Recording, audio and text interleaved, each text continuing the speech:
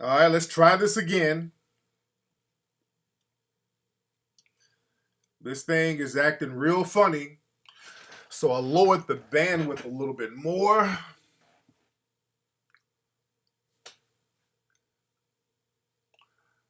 All right, let's see what this thing is going to do tonight.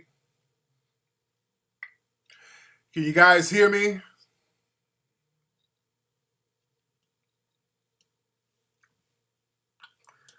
I don't know why Ustream. Ustream is so janky. Let's see who's on the phone. All right, what's up? Who's calling? What up, everybody? It's your boy Chris back. What's up? What's up, Crispy Puppy? Oh, reason for having baby not a red light. Hey, but now, Tariq, what's going on, man? What's up, man? Who's calling? Hey, I got to ask you, did you hear about that antenna down? Did you hear about that guy Duger or something like that? I didn't check it out, but apparently he talking about everybody wants to molest kids and shit. Oh yeah. The dude, the child molesting dude. Yeah, man, I heard about that. That's funny. It's funny how they're treating that situation. Everybody's talking about forgiveness and Jesus and all this stuff now. And what's funny about that? They're low key giving that guy, this white dude who he was on 19 Kids and Counting, one of those shows, these reality shows, and it found out that he's a admitted child molester. He molested his sisters, so he's a lifelong perv. So a lot of the sponsors are getting dropped, and the show they're taking the reruns off and the whole thing, but they're still trying to give this dude a pass to a certain degree, which is very interesting. And what's funny about that, Bill Cosby, who has not been convicted of anything, who has not admitted to raping anybody, but he has a whole bunch of unsubstantiated accusations about raping people. In Nevada, they passed a law in Nevada because of Bill Cosby, some type of bill that they passed because of Bill Cosby, that they're moving the statutes of limitations to 20 years instead of 4 years in Nevada. They're literally changing the law so that people like Bill Cosby can't get away from allegedly false accusations by those in the dominant society. Because the statutes of limitations are 4 years, they're like, look, next time we need to get a Negro, let's raise the net a little bit longer. So they actually changed the law because of Bill Cosby based on accusations. So that just shows you how we are in a system of white supremacy, and we got to get our chips together and learn how to deal with these laws. All right, but thanks for the call, fam. Now, Bill Cosby again. Bill Cosby has not been convicted of anything. And basically, anybody can file a frivolous lawsuit in order to try to come up. They changed the law for us. They really go out of their way to change the laws for us. So black folks, black men, you got to be real careful about the little snow bunnies you're laying up with. Because you're laying up with somebody now, and I ain't knocking interracial relationships. There's people who love each other. I ain't knocking that. But now, y'all got to understand how they use black folks symbolically for other black people, as black people collectively. So with this whole thing now, they've widened the statutes of limitations for 20 years, which is unthinkable. So now, brothers, you might be 50 years old. You might have smashed somebody when you were in your late 20s, early 30s, or whatever. Especially a white woman. She can come back and say, hey, you know what? I'm old and haggard now, but this nigga, he got some money. He kind of took advantage of me later on. So now they can drag you in and out of court. You got it? Because the name of the game, it ain't about rape and all that. It's about the ability to drag you in and out of court to exhaust your resources. That's what it's really all about. What's up, Ola? Everybody say what's up to Ola. The name of the game is to really drag you in and out of court to exhaust your resources. It's not about justice for rape, none of that shit. It's about exhausting your resources. That's what the white supremacists do.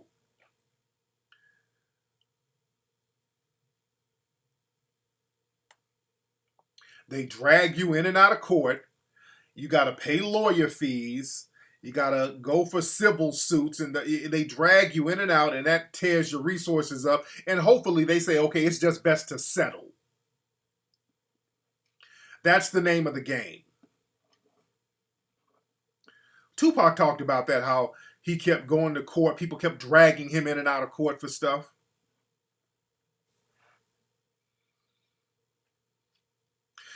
Yeah, they changed the laws on us, just like gun laws. Do y'all know, and there's several people put this article up, and we're going to talk a lot about Chicago tonight. In Chicago, law-abiding black people are being denied gun permits, concealed carry permits, because the law says that if you don't have a felony and you don't have this and you got a clean record, you can get a concealed carry permit in Chicago. Now, what happens is a lot of black folks are starting to try to get their concealed carry permits. Law-abiding black people with no record, no felonies, or anything. The white supremacists, they always have tricks up their sleeve. The white supremacists, they have some type of committee that will review your gun permit application. And this committee in Chicago or the state of Illinois, they can deny you a gun permit and they don't have to explain why. They can deny you a gun permit, this little secret committee, which is the white supremacists, that's what they do. They get these little secret committees, these little grand juries. You see how they work? See, you black folks fall for these whole little tricks that the white supremacists say, well, the law is equal for everybody. If you just work hard and you just do that, you'll get the same equal treatment. Man, they got little secret committees for us. Dude, if you think I'm making some shit up, they got a committee. There's a little secret committee that they say they have to look at your application. They have to look at your application. And this secret committee can deny anybody and they don't have to explain why. That's the thing. We keep talking about the Constitution and all that. The white supremacists, dude, they can create laws out of thin air. We think that Constitution is supposed to be designed for us. Dude, they come up with little secret committees and grand juries and all these little racialized laws for us. So we got to understand the game that's being played. Just like in Arizona, did y'all see? And I tweeted this on my, I put this on my Instagram when all of these people were talking about going to Arizona this Friday to protest outside of a mosque. They went out to Arizona to protest outside of a mosque because there was a shooting down in Texas. So, they tried to use this shooting to justify going to this mosque in Arizona to have this protest. And these white supremacists went out there. They were armed. They were like, hey, we're going to have this big protest at this mosque. We're going to have a draw Muhammad picture contest because that's very offensive to those in Islam. Drawing pictures and images of Muhammad is a very insulting thing to do. So they went out there. They wanted to stand in front of a mosque and draw pictures of Muhammad and just disrespect Islam and Muslims. And they were hiding it behind some type of religious thing. But the only religion is white supremacy. They brought their guns. They stopped talking in code once they got there. You had people wearing their white supremacist shirts. They had the 2 S's, the white supremacist insignias and symbols. They went into full white supremacist mode. Many of them had on straight up neo-Nazi type gear. And I said on my Instagram, I said, when these people are talking about they're anti-Muslim and all that, Muslim, that's a code word for black people. Now, some people played dumb. A couple of black folks who played dumb. Muslims are light skinned. No, don't get dumb now.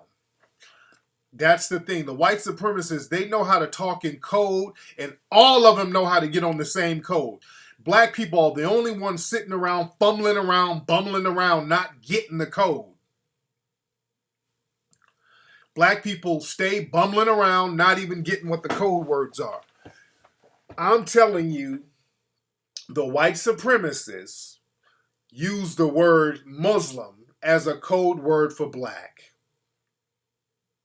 Black folks, that's something that you have to understand. Muslim is a code word for black.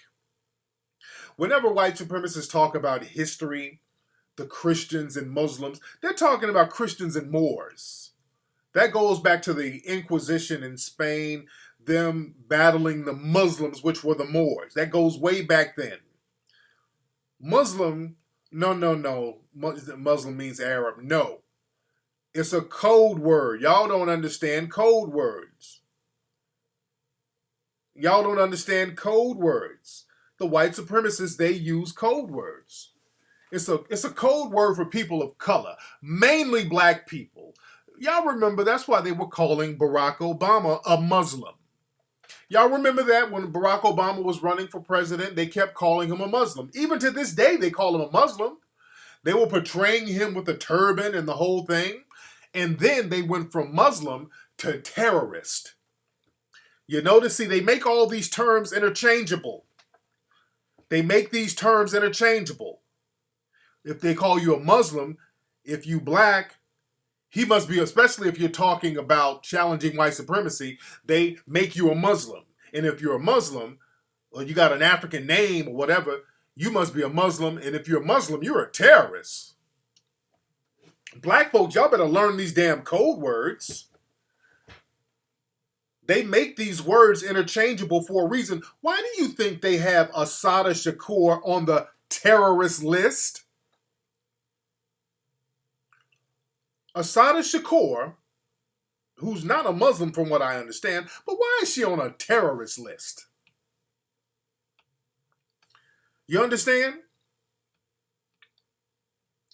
Muslim is a code word. When I was looking at some of these white supremacists talking about going to that rally in Arizona, I was looking at their pages, their Facebook pages. They're like, yeah, we need to go get those Muslims. Yeah, but when you look at their pages, all of their posts were like anti-Obama, anti-Al Sharpton, thug this, thug that. So they didn't really give a shit about no real Islamic Muslims. Their whole thing was black folks.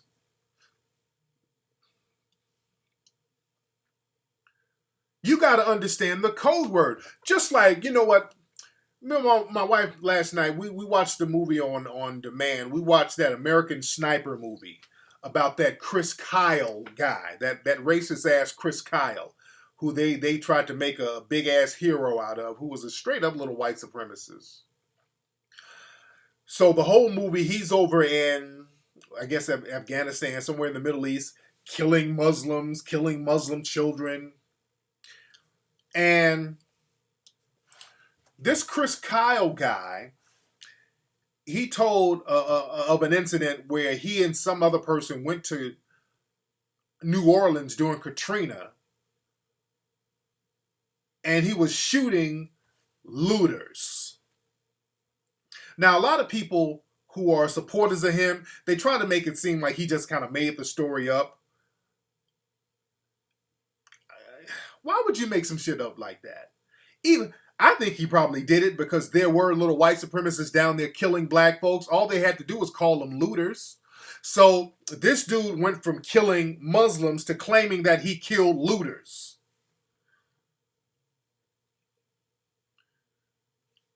You understand? So blacks and Muslims are interchangeable. Blacks and Muslims, that's a term that's interchangeable. They have a lot of code words that they use for us, and black folks don't get it.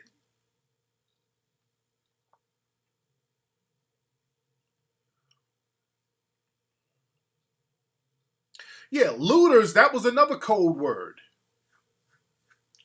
That was another code word. Looters, that was a code word for black people because that criminalizes you. Understand, the white supremacists, one of their code of the white supremacists is that they have to criminalize black people. That's why whenever a black person gets shot, oh, he shouldn't have been running.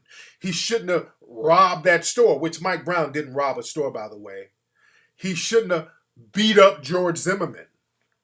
He shouldn't have been out there pointing that toy gun at people. See, they have to criminalize you.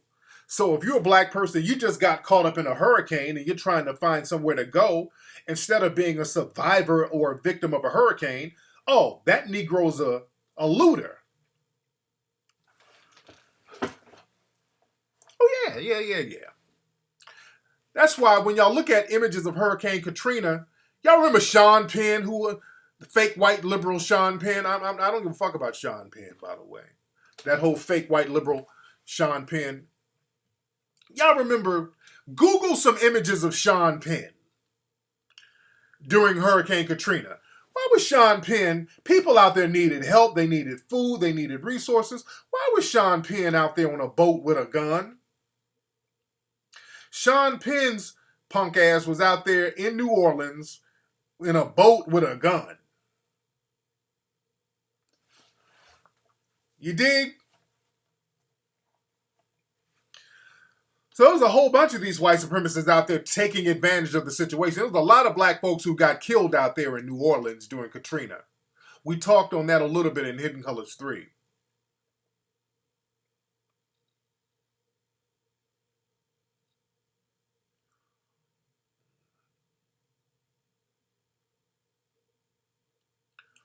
So we got to understand the code words and the game that's being played. Just like with our boy Eric Shepherd. With our brother Eric Shepherd. They're calling him a terrorist. Some people are even labeling him a Muslim. They were labeling Eric Shepherd a Muslim and a terrorist. Y'all know that? They were labeling that brother a Muslim and a terrorist. Yeah, a lot about it. We black folks, we don't understand code. That's why brothers like Neely Fuller, we talk about the importance of having codes. Because the white supremacists, they go into code mode every time they get around us. They go into code mode every single time. They immediately go into code mode, and they start talking in codes, and they immediately pick up on the code. Muslim, then terrorists.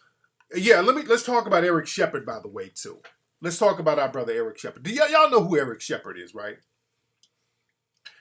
Eric Shepherd was the young man down in Valdosta, I think Valdosta State University. I think that's the college. He was down there. They were having a protest. And we're going to get deep right now. They were down there having a protest.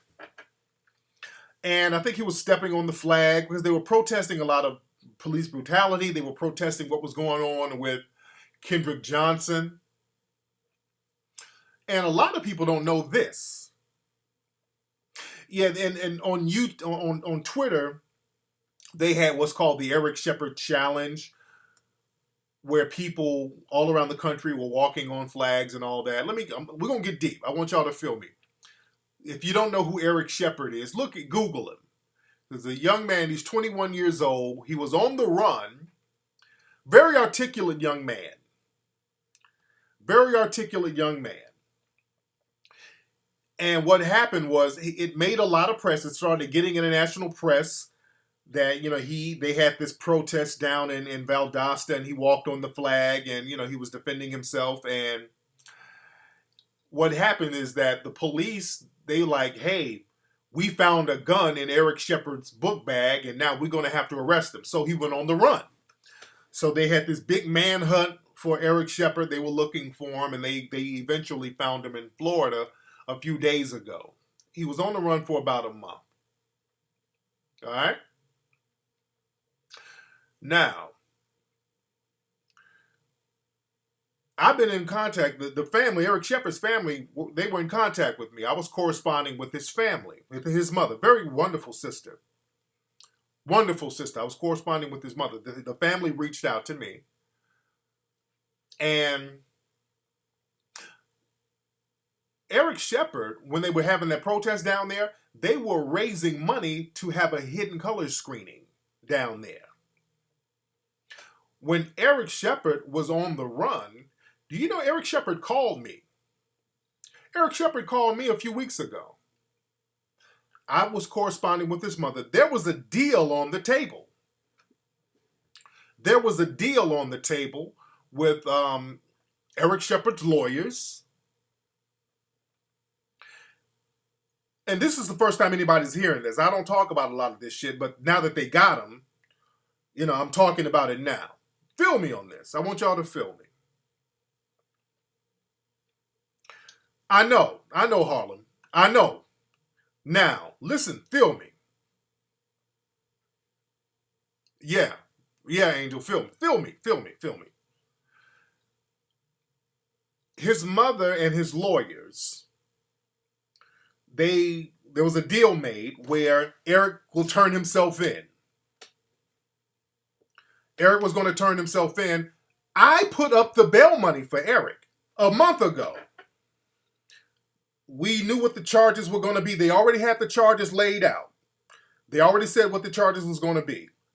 I put the bail money up.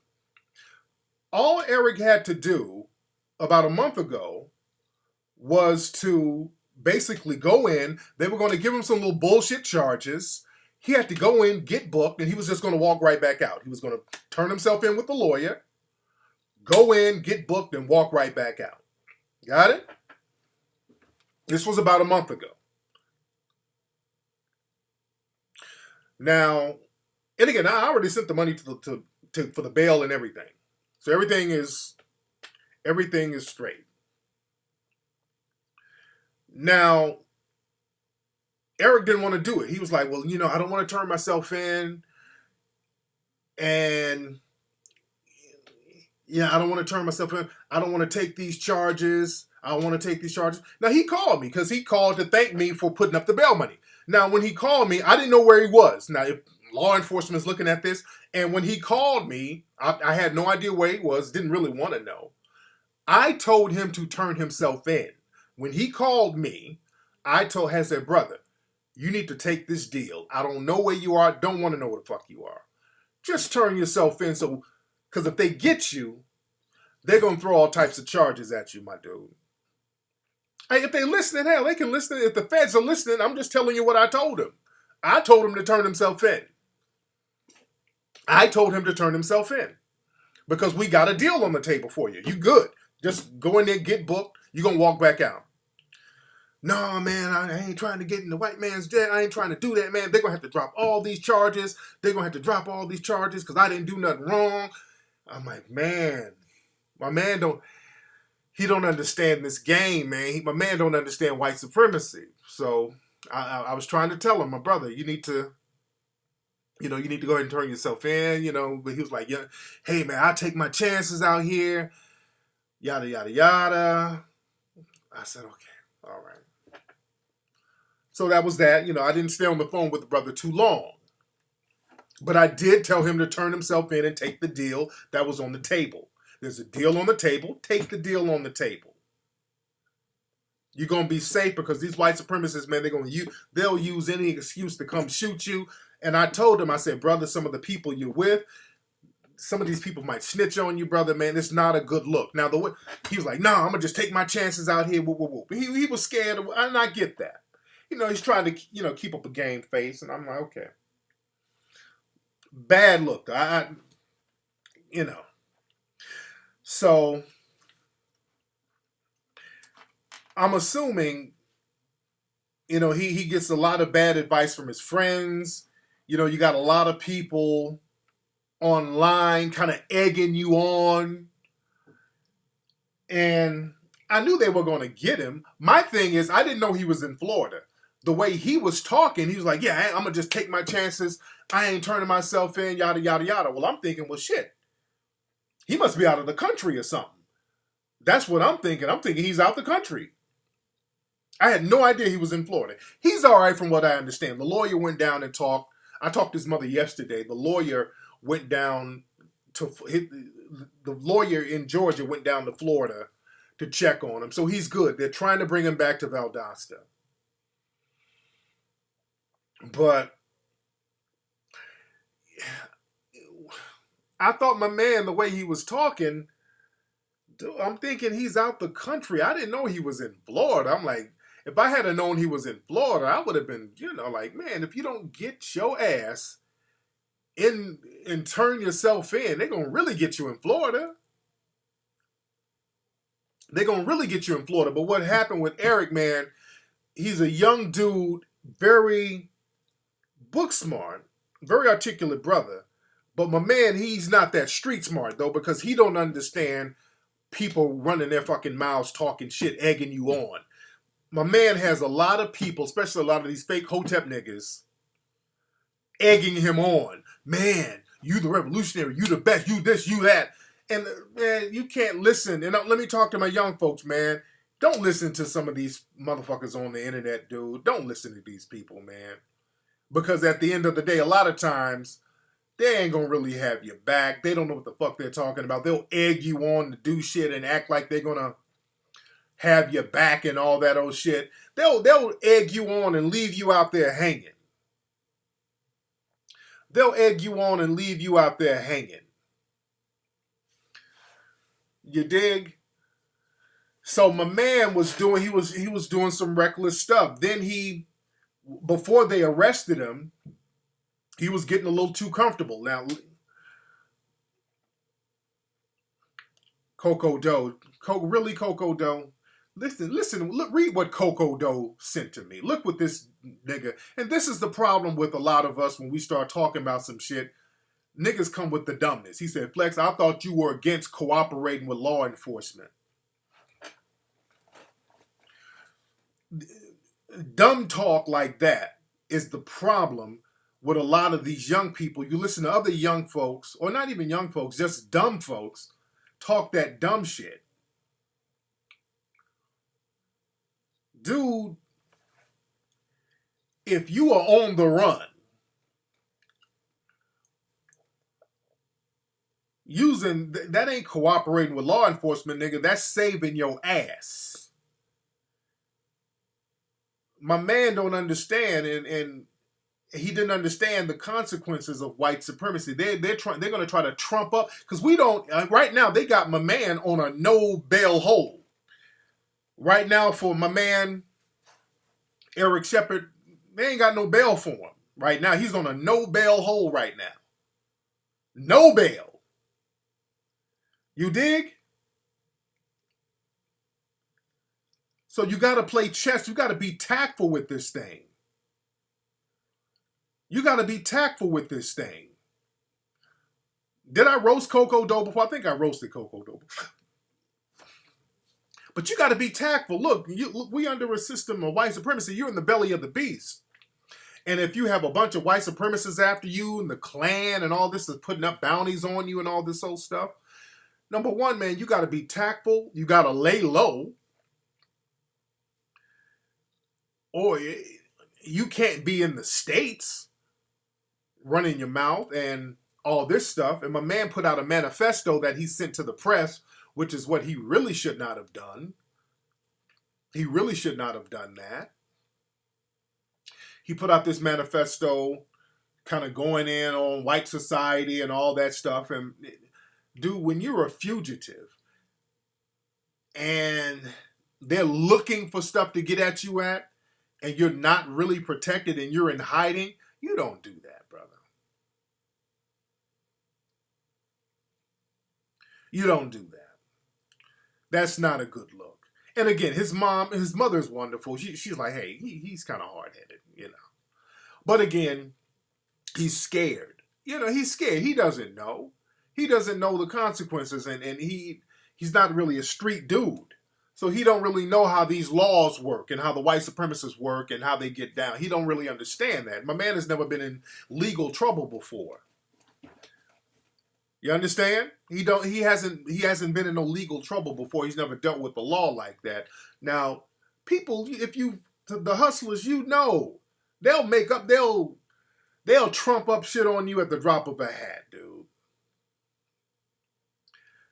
And, I was talking to some of his people recently after he got arrested because all of his people started hitting me up trying to get more advice now that he has been arrested. And I was telling his folks, hey, man, this is the deal. Look, man, they about to do this. And look, I'm just kind of letting them know how serious shit is.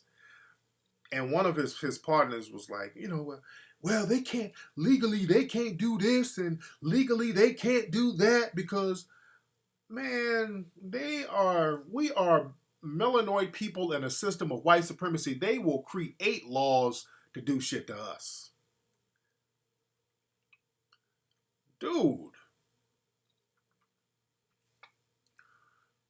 So we got to understand the game and learn the game and not get egged on by a lot of people online.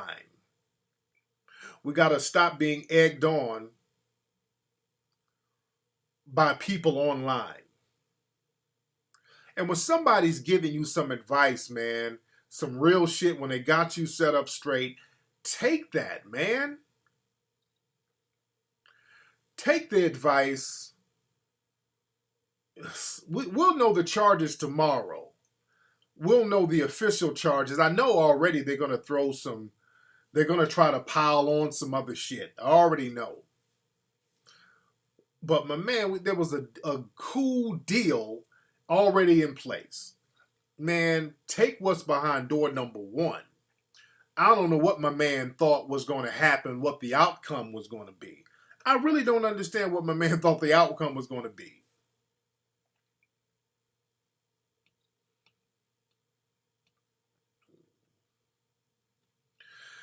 But hopefully they don't make an example out of that brother, man. Hopefully they don't make an example out of him. I know he was down in a jail in Florida, one jail in Tampa.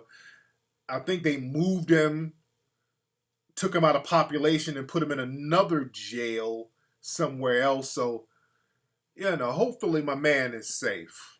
Hopefully my brother is safe. But again, I did tell the brother to turn himself in, to take the deal that the lawyer had. His bail was taken care of. All he had to do was go in there and get booked and walk out.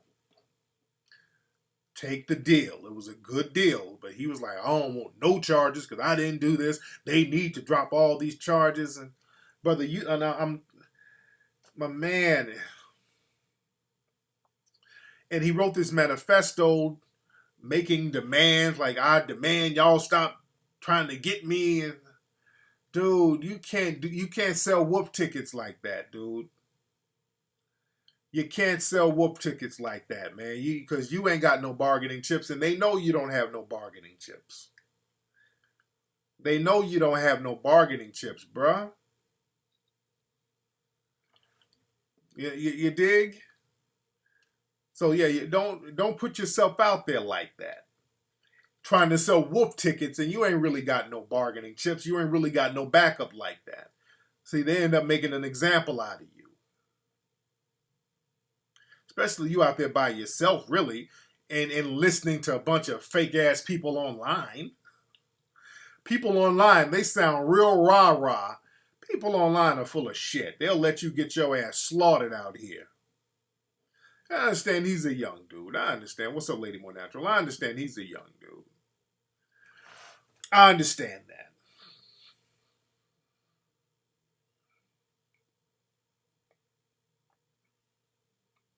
Yeah, man, you got a lot of these fake hotep people on the internet gassing folks up, man.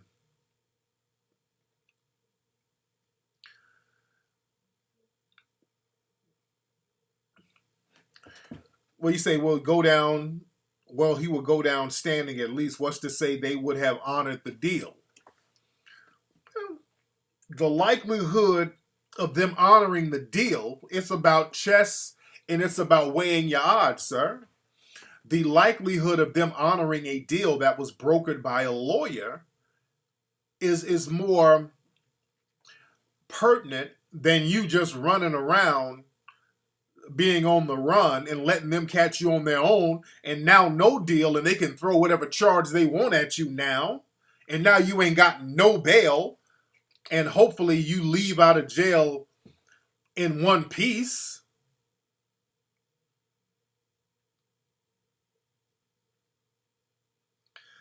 That's the thing, man. We got too many fake hotep dudes gassing the young generation up. That's why I try to let folks know, don't listen to some of these fake niggas on the internet, man.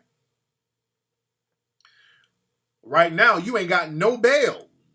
My brother ain't got no bail right now. So hopefully they're not gonna try to make an example out of the brother, man. Hopefully they don't try to make a complete example out of him. Let's see who this is. What's up? Who's calling? Hello. Man, who is this? What's up, dude? Just clarifying something. You had a think tank recently Yes, that was like $100 to join. Yeah. Just one quick question. What exactly was the think tank about?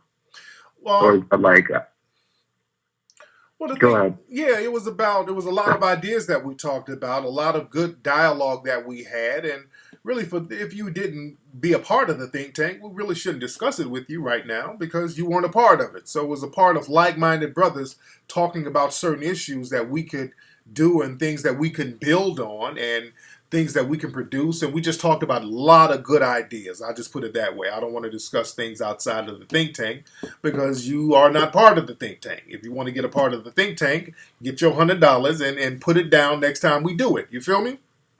I can understand that. There you go. Thanks for the call. That's all I want to say. I ain't about to go in and out. People on the outside want to know what's going on inside. Me and the brothers in the think tank, we had a great conversation. When we had the think tank last week, man, that was one of the best dialogues I've had with brothers because everybody was dead ass serious. Brothers were coming with some great ideas about stuff, man. We were talking about starting super PACs for fun. It was just some of the things. Great dialogue we had, man. Great dialogue, great like-minded brothers. We were talking about some real shit. All right, let's see what else we got. What's up? Who's calling? Yo, what up, Tariq? What's going on? Hey, you're in Toronto. Yeah, what's going on with that raggedy phone, brother? Pardon? That phone is okay, brother. You got to call back. I can't deal with this raggedy ass phone, brother. Take that raggedy phone right back to Canada, nigga. Give that shit to Drake or Justin Bieber or somebody. I'm not dealing with raggedy phones tonight. That phone is horrible. All right. I'm going to try one more call. Hopefully this motherfucker's phone ain't raggedy. What's up? Who's calling? Hey, what's up, man? This is Jay calling from Oakland. Jay from Oakland. What's up in the town, man? Oh, man, you know, it's changing, you know, with the gentrification and everything. You know, a lot of outsiders moving in, you know, starting businesses. And, you know, when I say outsiders, I mean, you know, mainly white people, you know what I'm saying? Yeah, yeah. So what's on your mind, man? I just wanted to make a comment, man. You know, I'm like a first-time caller, long-time listener. Yeah. And, you know, I fuck with you. You know, a lot of the stuff that you're putting out there, you know, I definitely agree with. And, you know, I try to spread. But, you know, I want to take issue with something that I, you know, hear you say a lot of times on your show. Go ahead, brother. I hear you say a lot of times that, like, the older generations have, like, failed the youth and stuff. Right.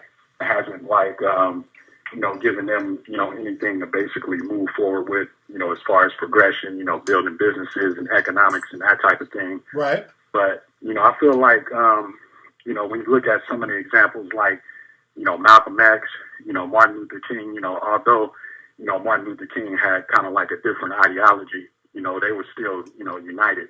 You look at different examples like, you know, Black Wall Street, you know, that type of thing. And I know there was a lot of, you know, successful, you know, black economies and businesses outside of Black Wall Street. That's only the one that we, you know, that we know about. You know, that's like the best examples. So, you know, I feel like, you know, there's definitely, you know, that, you know, that collection of older people who, you know, does have like the quote unquote cool mentality. But wait. Let me pause for a minute, brother. Now you got to understand the people who were around during Black Wall Street. Those people are not around now, brother. That was almost 100 years ago. Those people are not around no more. So you're talking about a totally generation. That's a generation removed. That generation was really about passing something down. That generation was, but what we particularly talk about is the civil rights generation. That generation that came of age, the so-called black baby boomers that came of age in the 1960s and 70s, and we're really the offspring of that generation. We're the direct offspring of that generation, and that generation kind of threw us to the wolves to a certain degree. Now, when you mention Malcolm X and Martin Luther King, you got to understand this, and this is something that a lot of the civil rights generation people, they don't like to admit. They, for the most part, didn't give a fuck about Dr. King or Malcolm X. They were terrified shitless of Malcolm X. That's why Malcolm X, when he got killed, the killers of Malcolm X, do you know they're still walking around now? I didn't know that. Yeah, the people who killed Malcolm X, some of those people are still walking around right now. The agent who was the bodyguard who worked for the feds, who helped set Malcolm up, Eugene Roberts, his ass is still walking around now. You dig? Untouched, nothing. The generation then, you got to understand, they didn't really ride with Dr. King like that. They rolled with him after the fact. See, these niggas, once the white supremacists say Malcolm is cool now, then they all get on the Malcolm X bandwagon. Then they'll, okay, let's name a street after Malcolm X. Even Dr. King. Black folks, a lot of black folks then didn't want Dr. King coming to the city because they thought Dr. King was a troublemaker. You understand? I played video right here on my show of Malcolm X doing an interview. Y'all remember that clip I played, all the listeners? He's doing an interview with a white person on the street, a white reporter. And the white reporter turned to a black dude who was a coon, and the black dude hopped on the 1962 coon train. He was like, well, a lot of us black folks, we just feel sorry for ourselves. So niggas were cooning then in the 60s, dude. Don't let nobody trip you up and make you think that everybody was out there marching, dude. You had a bunch of fucking coons in the 60s who said, fuck my kids, fuck that new generation. I got a job at the GM plant. I got a job at the damn rubber plant. I got a job. No, and I feel you though, and I feel you though. But let me make one more comment. Like, you know, even when you talk about like the baby boomers, you know, like the 60s and the 70s, because you know, my dad, he was actually you know, one of the members of the second chapter of the Black Panther Party, you know, in San Francisco, in the Fillmore district. Right. You know, so you know, I kind of come from a different angle with it. You know what I mean? He definitely told me, you know, back then there was a lot of people who didn't ride with him, but at the same time, you know, we do have, you know, that sort of blueprint to look back. You know, again, not 100% of people, you know, but like you said, like you know, the Black Wall Street, you know, you know, the Black liberals. I know that there was a lot of other organizations like Weather Underground, and the list just goes on and on. You know, I mean, I agree with you that, you know, there's a lot of people who wasn't riding with him, but at the same time, I feel like we got brother, I'm all about the proof. Showing the proof is in the pudding, brother. What have they passed down? I'm talking specifically about the civil rights generation. Either they passed something down or they didn't. What did they pass down, brother? You asking me, what did the Black Panthers pass down? No. I'm talking about the whole generation, not just one group. I'm talking about the whole generation of black society to this generation. What have they passed down to this generation of black people? What do we have that they passed down? Okay, well, when you say black society, I feel that you have to include like the Black Panthers, the people who followed MLK, the Nation of Islam, the people who followed Malcolm X, and even if you want to go to like the black extreme groups, like, you know, like the Black Guerrilla Family, you know, when they were first founded, you know, by George Jackson, you know, they had a different ideology. What businesses are left by the Black Panthers then? What businesses did the Black Panthers pass down? To tell you the truth, man, the only thing that I can think of is in here down in downtown Oakland, they have a bakery that was actually the original, you know, birthplace building, you know, where the Black Panthers was first founded, and is still owned by original Black Panther member today. Now, I know as a whole, that's not really doing that. A bakery, brother? You know, a bakery. One bakery. All right. But that's a good blueprint. I mean, even though it's a small business, that's a blueprint. That's a self-sufficient business. And every time I go in there, it's a lot of black people in there supporting that. So, you know, you know, a bakery, brother. That, I mean, that's a blueprint. A bakery. But is it not a business? Is what I'm asking. It's a business, but one bakery, brother. That's it. But we got to start somewhere. I mean, I hear you on your show talk a lot of times about, you know, how you got more respect for the brother. So that means nothing. So if the only thing you can point to is a one bakery, then we have nothing then, right? Just say that we have nothing, brother. We have nothing. But if I'm trying to start a business and someone comes to me and they says, I own a bakery, I mean, is that not a good blueprint? It has to start somewhere. It can, for example, That's not a good blueprint. One bakery is not a good blueprint, family. That's that special ed thinking. Well, we got to start somewhere. We get an A for trying. We'll give you a star on your forehead for trying. We can't compete with. What we gonna do with one bakery, man? What we gonna do with one bakery, brother? But I've heard you say in the past how you respect the brother that's self-sufficient. Let's say he's got his own point business. But when you talk about what somebody passed down and that's just a bakery, that ain't enough. One bakery ain't enough. It's 40 million black folks and you talking about one bakery. But I agree with you when you said that. I agree with you when you said that. I said you got people out here building banks, passing banks down from different ethnic groups, passing down all types of conglomerates, passing down multi-international companies. We're passing down donuts and pastries. We can't compete like that, brother. If that's what you can hang your hat on is a bakery, we can't compete with a bakery, brother. If that's all you can hang your hat on. But I said in the beginning that wasn't enough. But I feel that it's a good blueprint. It's not a good blueprint. You keep saying it's a good blueprint. It's not a good blueprint because if that's what you're talking about, one bakery, that's cool, but that ain't shit. That ain't enough. What if they take that bakery and, for example, okay, don't do the what if. Now here we go. You about to do the what if? We black folks stay on that what if shit. Everybody else is doing, and we're talking about what if. What we need to do is get that bakery and then put a tax refund place in the front and then put a cat litter company in the side, and then we can have a little mini mall. And then I can do the commercial. It's that old rent 'em spoons bullshit, brother. You back to rent 'em spoons. Man, it's not BS, man. It's not BS. Brother, that low-level rent 'em spoons mentality ain't cutting it no more, bro. The youth, they're not feeling it. You're talking about rent 'em spoons. It's something. You're talking about rent 'em spoons, brother. We have to look at the older generation. If the only thing they left us is one bakery, we can't listen to them as a blueprint. We got to create a new blueprint. And the new blueprint says total melanoid empowerment. We're going to have to build for real, not just blueprints. If that's all you can point to is a goddamn bakery, that ain't enough. We need a new blueprint, family. That ain't a good blueprint. You feel me? I mean, I feel you, man, but I mean, I can give you another example. Okay, if you say that was a bad example, I can give you another one here, specifically in the San Francisco Bay Area of a black-owned business that's been owned, and it was started by someone who, was actually a revolutionary back in the 60s, and it's actually a chain restaurant right now. There's about 6 or 7 locations here in the Bay Area. So, what's the name of the restaurant? It's Everett Jones. If you ever been, or anybody that ever been up in the Bay Area, they know this chain. There's locations all over the Bay Area, and it started just from one hole in a wall spot, similar to what the bakery is right now. And now it's what's the name of the restaurant? What's the name of it? It's called Everett Jones Barbecue. Evelyn? Everett Jones Barbecue. You looking it up right now? Yeah, Everett Jones Barbecue locations. Okay. That's right. Okay, now Everett Jones, he was a revolutionary from the 1960s. Well, his so it's a large black family, and certain members of the founding members of it, was pretty heavy in the civil rights movement back out here in the Bay Area. Okay, but yeah, I don't think Everett was a civil rights guy.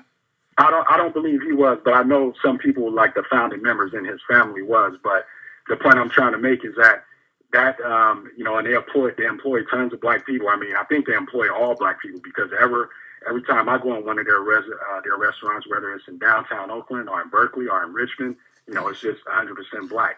So I'm just using. We can point to certain black places. I mean, hell, there's a few black businesses in LA. You got Roscoe's Chicken and Waffle. I can point to black businesses here and there. A barbecue joint there, a barbershop here, a tire shop. I can point to a couple of places, brother. But we got to stick to what we know. I mean, black hair care, black food, music. I mean, we have to stick to what we know. I mean, I'm not knocking black business, but brother, acting like that's some type of blueprint, talking about they passed down something and you can only point to one or two barbecue spots here and 1 or 2 barbecue spots there to try to negate the point. This is proving my point. If that's all you can point to, that just proves that generation didn't really pass down shit to us. These little barbecue joints, they're not really employing a whole lot of people because they're mom and pop operations. They've been mom and pop operations for 50 years. So those are not good examples you're using, bro. The Everett Jones restaurant franchise is no longer a mom and pop operation. I mean, they have 6 or 7 locations and they've been around for years. How is that still mom and pop? It's a mom and pop situation because it's a local business, and I'm not saying it's a bad business. I take my hat off to Everett Jones, but that's not enough. It's not really moving the scale. You're not really putting yourself in a position because you're just one person in a sea of a lot of other businesses that's taking over. I can point to a brother in Chicago who has a business. There was a guy who was corresponding with me in Chicago who had a very nice restaurant out there. But again, pointing to 1 or 2 black folks who still have their businesses, we need more. We need a new blueprint, so more of us will have that. You understand? Okay, so the owners of that restaurant, their kids, I'm just going to assume that naturally their kids are going to grow up seeing that, their mothers and fathers running this business. They're going to have that mentality ingrained from them at a young age. So which is a good thing. But that's one family. That's only one family, bruh. What about the rest of the people out here? We need a collective mindset like that. Of course, a few people will have a certain mindset, but that's the problem. Too few people have that business mindset. I didn't say that it didn't exist. Too few people have it, brother. So you're trying to hang your hat on, well, just a few of us have it. That's good enough. That's not good enough, and you don't get an A for effort. More of us need to think like the Everett family and the brother who owns the bakery and the brother who owns Roscoe's. More of us should think like that, brother. Do you agree or disagree? And I agree with that. That's what I'm saying. I'm not. Of course, no, you're not. You're not really agreeing. You say you disagree. I asked you what did we get passed down to us? You pointed to 2 places. That ain't enough. And you said it was a blueprint. Was that I know that they are not large conglomerates. So what's the point of bringing it? What's the point of bringing it up though?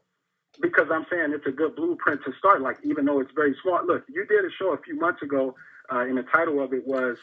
It's not a good blueprint to stop. It's not a good blueprint to start. If you've been around for 40 years and you're the only business that's there, that's not more people need to have businesses, brother. That's the thing. That's right, and that's a good blueprint to start a business from the ground up. Like, I just don't understand how you can't understand how that's a good blueprint. I mean, you keep saying it's a good blueprint. You keep saying it's a good blueprint. How come other people aren't doing it? That's the point. Why are other people not doing it? Why are only 2 people doing it in your city? Listen, man. Obviously, I mean, Oakland is brother. Why are only 2 people doing it in Oakland? Why are only 2 people doing it then, brother? But not only 2 people are doing that. I think it's a fair assumption to make, although I don't know every who are the other ones in Oakland. Who are the other black business owners out there in Oakland? Okay, and I know you're going to laugh when I say this, but... Don't say a barbershop, brother. Don't say that. That's what I was going to say. I know you were going to say it. I know you were going to say it. I know you were going to say the barbershop, brother. Where I get... Okay, check this out. Where I get my hair cut now from, there's a brother who owns the shop. You know what I mean? He runs the shop. And it's like a legitimate business. And that's good. I applaud brothers who own barbershops. But he runs it in a professional way. The typical barbershop. The typical barbershop you go, motherfuckers is, smoking weed while they cut your hair and it's run in a very unprofessional way. He runs a barbershop chain. He has 2 or 3 out here in the Bay Area. I know you're going to laugh at that, but, I mean, it's still its own business. Dude, I mean, it kind of gets We got other groups out here, other ethnic groups, who are making moves politically because they have a number of businesses, they have a number of industries, and they use their money together to buy off politicians, to enforce certain laws, to mark off their communities. The thing is, you're naming off a few places that's scattered and not aggregated, and thereby they're powerless. You understand how powerless these little businesses you're naming are because they're not aggregated and they're scattered all over the place. So you have that neighborhood, Jewish owned, Arab owned, but then there's a black barbershop that they're renting the building from an Arab or a Jewish person or a white person, or they're renting the the stuff from the white people. So it's not aggregated. There's not a whole community of people with businesses making moves. You understand? That's what we need. I understand that, and that's where I feel like we need to try to get to, but again, I feel like we have had some good examples of that, in the past. But like I said, man, I mean, it has to start somewhere. I think the Everett Jones restaurant franchise is a damn good example. And I'm not knocking, I don't know who Everett Jones is. I'm not knocking the brother. That's cool. My man has his restaurant. It's good to be influenced by that. But don't sit up and say, well, what I'm saying about the civil rights generation is wrong because there's one barbecue joint. That kind of proves my point, brother. If all we got is a barbecue joint, that proves my point, bro. You feel me? That's not all we got, man. But you keep, basically a couple of barbershops, a barbecue joint, and a bakery. They didn't pass shit down, brother. You didn't really disprove the fact that they haven't passed it down. But we're going to get it one bakery at a time, brother. We're going to get a bakery, and we're going to rent them spoons, and we're going to fight the power. All right, brother? All right, thanks for the call. All right, bro. That rent 'em spoon shit. There we go with the rent 'em spoons. What's up? Who's calling? What's up, Tariq? It's Alante from Inglewood. What's up, Alante? How you doing, fam? I was doing pretty good. It's been a while, man. I contributed to Hidden Colors 4, so I see the production of going on that. Much respect, so it's man. Looking pretty good. Thank you so much, man. What's on your mind, Alonzo? In terms of the passing down, they passed down nothing tangible. They didn't, man. My man. But but we got some good fucking barbecue. No, we got some ribs, some potato salad. All right. Yeah, but we have to redevelop that Black Wall Street mentality where we do business with each other in our own community and build up each other. You know what I'm saying? So I respect that brother from Oakland. Yeah. You know what I'm saying? Much love. But they passed down nothing tangible. It has to be community-based. Absolutely. Absolutely. Well, a bakery here and there. And I'm not knocking the bakery. Hell, I applaud that. But sitting around making it seem like we're going to compete out here with just bakeries and barbecue, no. We should be doing better than that. All right, but thank you for the call, brother. Yes, indeed. Right. Man. My man said, nope. We got a bakery and some barbecue. But we gotta aggregate things, aggregate our money so that we can't sit around bragging about rent 'em spoons type of businesses that's out here. And, I go out of my way to support black businesses, though. When I go to Chicago, I make a point to go to a black restaurant, a black-owned restaurant. I go out of my way to support them. I trust me. When I go places, I go out of my way to support black businesses. Sitting up here talking about black barbershops and that ain't enough, fam. That ain't enough. We got to be able to compete, man. You say Stephen Smith breaks his foot off in the white supremacy's ass. I don't believe that. And this is a bait video, some shit you about to show. That's a bait and switch video you about to show. I doubt that.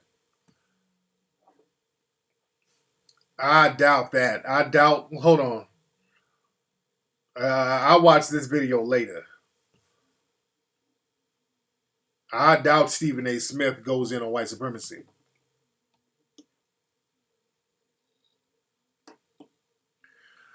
But yeah, like I said, I try to go out of my way to support black businesses. There was what's that singer? I think the gospel dude Marvin Sapp. Is that his name? That his name? One of those. Hold on, let me look at my Facebook page real quickly. Let me look at my Facebook real quickly, fam.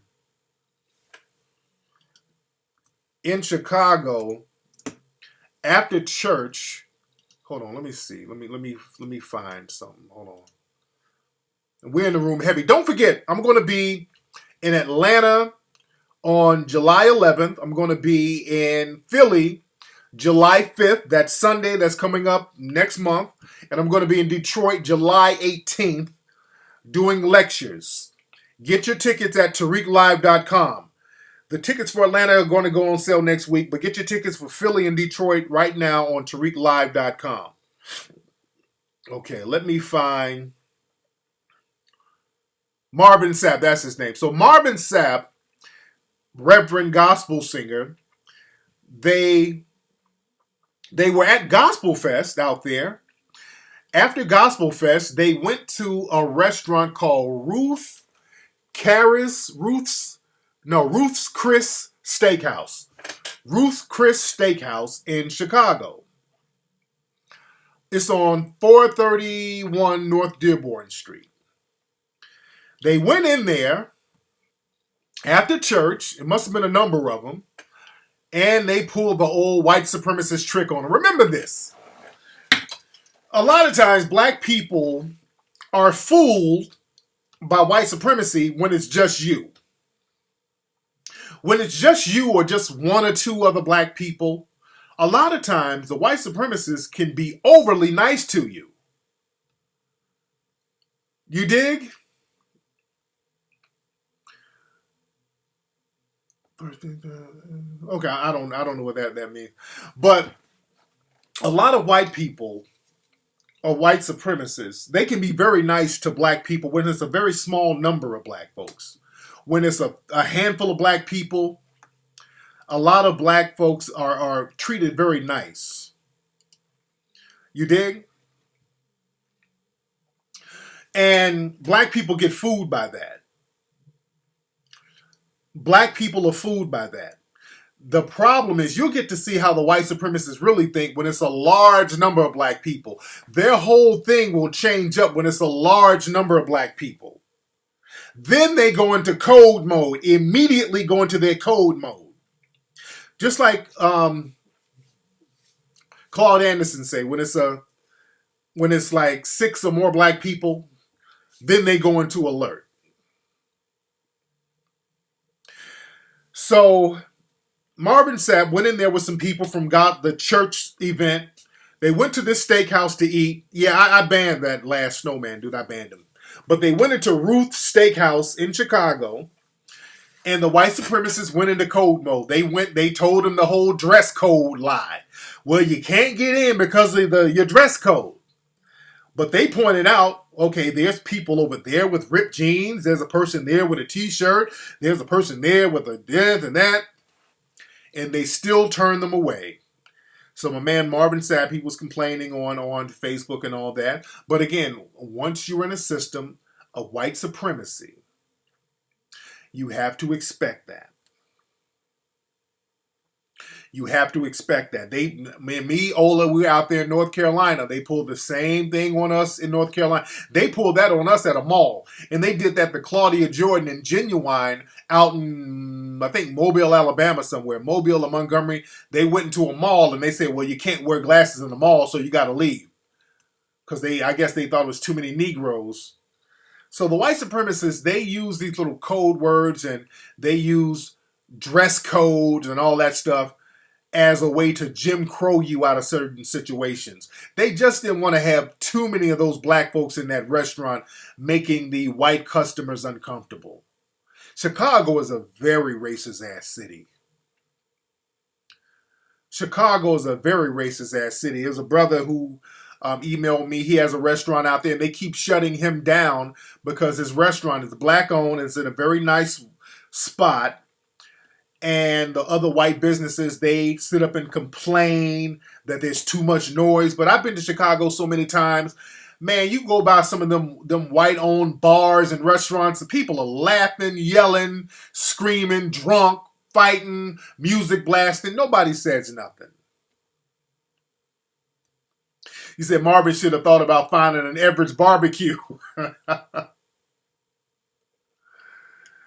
Man. Yeah, but again, we live in Jim Crow 2.0, man. We got to understand that we are in Jim Crow 2.0. And check this out. I'm going to play this video. And go to melanoidnation.org. If you haven't donated to melanoidnation.org, donate to melanoidnation.org. We bring the heat. We do a lot of good things at Melanoid Nation. melanoidnation.org. We do a lot of good stuff for the community in Melanoid Nation. You dig? We do a lot of good stuff with Melanoid Nation. Ola, hold on, cause we got a troll in here. Ola, where you at, Cause I don't want to keep having to stop for a coon. It's probably that Muppet mouth coon with no teeth. It's probably that little loser. Ola, where you at, man? Let me mod you real quickly, Ola. Ola, let me mod you real quick, Ola, so I don't have to keep stopping what I'm saying. All right, there you go, Ola. I made you the mod, so let that coon have it when he comes back in here. But yeah, we put a lot of good stories up on melanoidnation.org. Shout out to my man B. Clark. But we've been talking a lot about Chicago. You notice, family, every holiday weekend, they always have these reports about Chicago. 56 people got shot in Chicago over the weekend. 80 people got shot in Chicago over Memorial Day weekend. And watch, y'all be very careful around 4th of July weekend. They'll have a whole bunch of stories about so many people got shot over the weekend. And they use these stories to justify disenfranchising and gentrifying these neighborhoods, locking black people up unjustly. Chicago is the talking point for the white supremacists. Got it?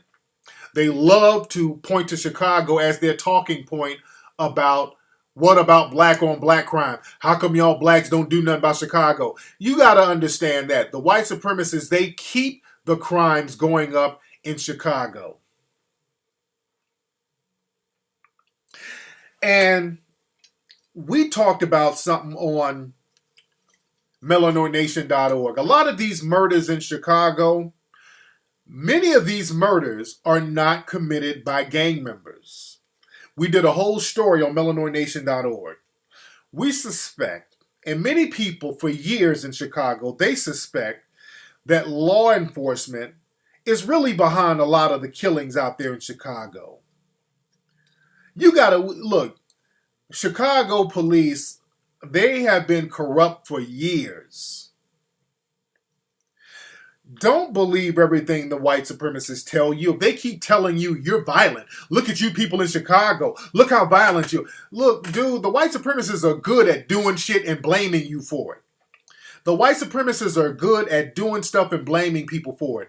Chicago, man, a lot of those murders out there, people have said for years, and there was a councilwoman out there, congresswoman, and we talked about this on melanoidnation.org, who she said it too. She's like, hey, word on the street is that some of these murders are not done by so-called gang members. There's police behind some of these damn murders.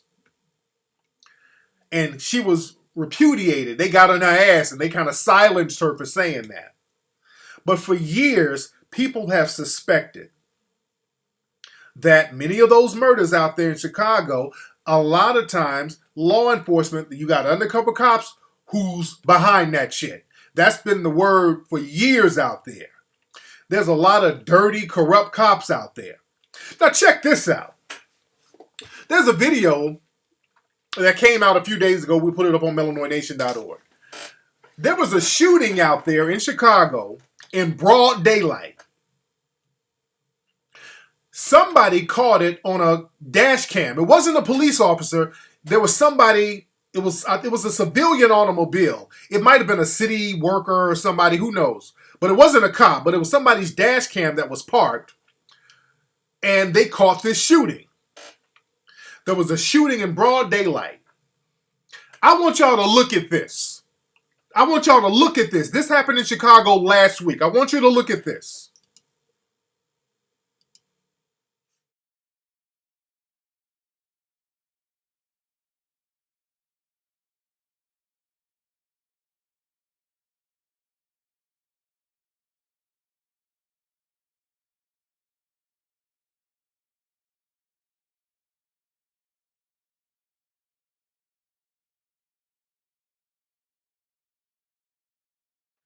All right. Now, this was a shooting that happened in Chicago last week. Now let me explain what you just saw. There's somebody's dash cam in the car. Now this person was walking beside a car, and the car was basically acting as a shield for this guy. He starts shooting at somebody. The car goes down the street. He runs and jumps in the car and drives off. Okay?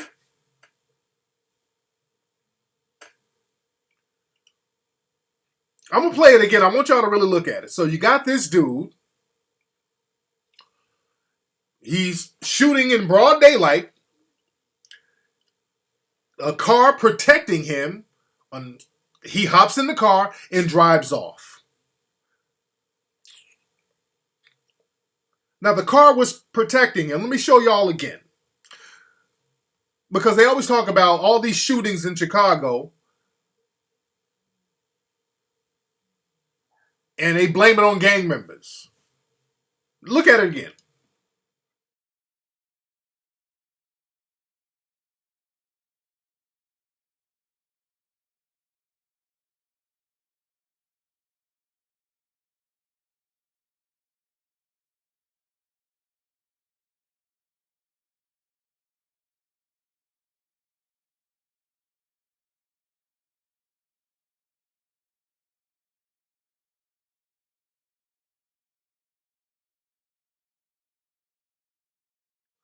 All right.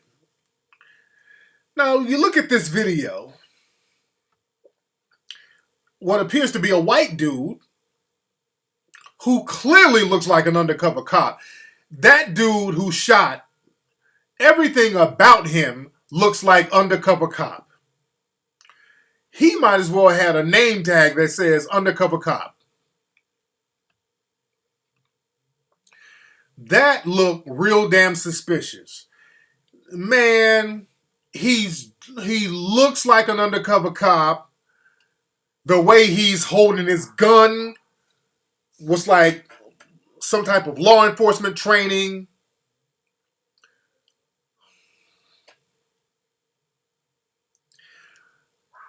Just look.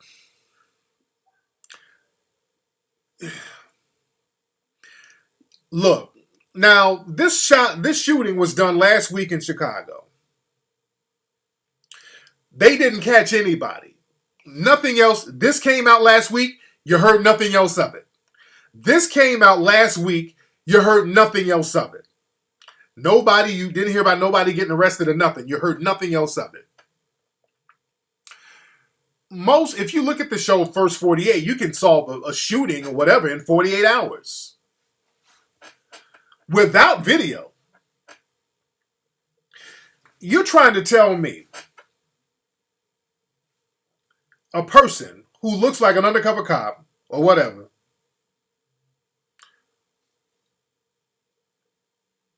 you shoot somebody or shoot at somebody in broad daylight.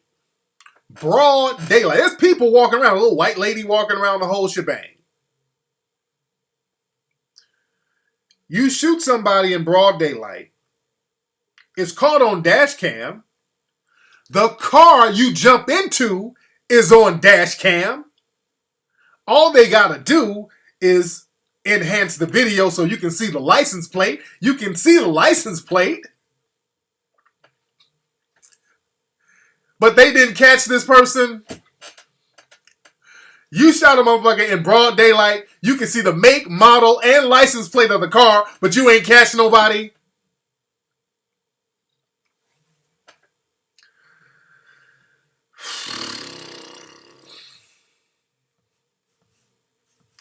One more time.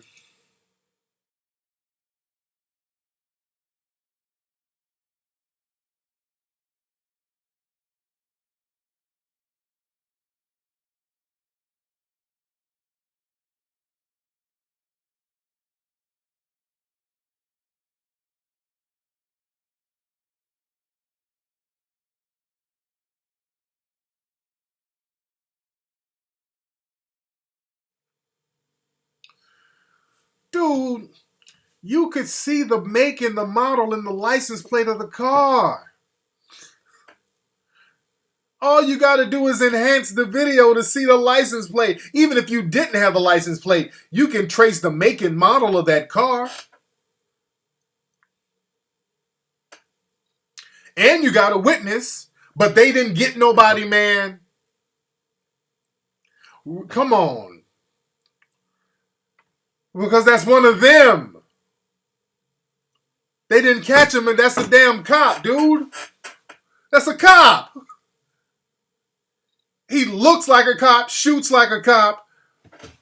That's a cop, man. They didn't catch him because he's a cop. That's the only thing that makes sense. So when y'all hear about 20 and 50 people got shot over the weekend, stop running with the coon train where we need to do better. You got people like that out there doing a lot of those shootings. How many? That just happened to get secretly shot on, mistakenly shot on camera. They caught it on camera.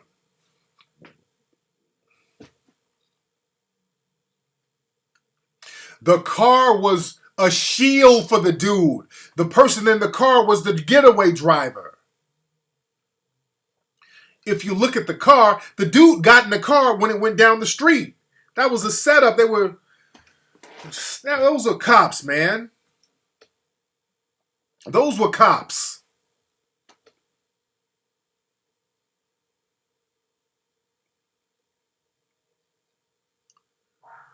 They used to do that out here in LA, man. It's well known. Cops used to engage in drive-by shootings to instigate beefs with different gangs. They would do a shooting and then blame the gang for it. They keep that up. They used to do that out here all the time. And you think those corrupt-ass Chicago cops ain't doing the same thing?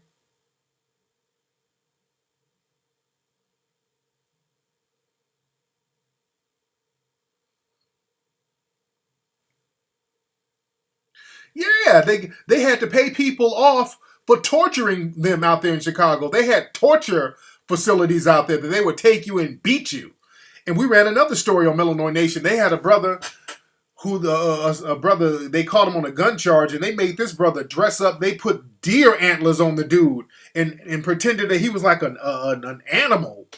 And they took pictures of the dude. We put that on IllinoisNation.org. They're corrupt to the bone out there, man.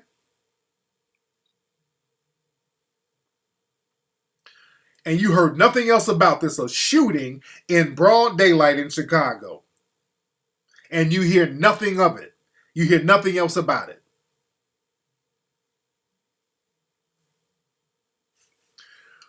Let's see what this is. What's up? Who's calling? Hey, man, this is Paul from out in Austin, Texas. What's up, Paul? Man, it's good to hear from you. I've been sending you a couple emails. I got one, much respect back from you. What I'm looking for is I'm trying to figure out if you would like to donate to my organization. It's called Empower My Education. And what I'm doing is I'm giving away scholarships for 2 students to come to a preschool out in the nicest part of Austin. And I'm the only African-American teacher. There's no African-American students at the time. And I'm also offering 2 spots for the after-school program. All right. Email me some more information, brother. You're doing an advertisement right now. Email me, brother. All right. I don't. Cats get on the air and just start advertising, and then that kind of goes over people's heads because nobody knows what you're talking about. You know. So you got to email me what you got going on because people, I don't want this to just be like an avenue. People just throw out random shit. Nobody know what you're talking about. Nobody can really verify. I like to verify stuff. Y'all got to stop doing that. Just hopping on the air, advertising shit. Now, I don't know what you got going on. You dig? I don't know what you got going on. I don't know if it's legit. You got a lot of people out here who say they're going to do stuff for kids. Look, for example, there were a lot of GoFundMe pages and Indiegogo pages for Eric Shepherd. All of those were fake. His mom told me that. All of those pages for Eric Shepherd, all these Indiegogo, them just are fake pages. Because I think she had one GoFundMe page, but they kept taking it down. They wouldn't let her get money for Eric Shepherd. You dig? So a lot of those pages are fake. You dig?